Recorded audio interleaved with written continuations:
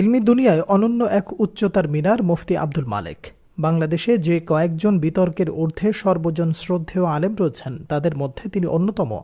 জ্ঞান, গবেষণা ও পাণ্ডিত্যে দেশের আলেম সমাজের কাছে তিনি উপমাস্বরূপ। 1969 সালের 29 অগস্ট কুমিল্লা জেলার লাকসাম উপজেলার সারাবপুর গ্রামে মুফতি আব্দুল মালেক জন্মগ্রহণ করেন। তার পিতা শামসুল হক ছিলেন একজন প্রাজ্ঞ আলেম। 5 ভাই বোনের মধ্যে তিনি দ্বিতীয়। ছোটবেলা থেকে তিনি ছিলেন প্রখর মেধার অধিকারী।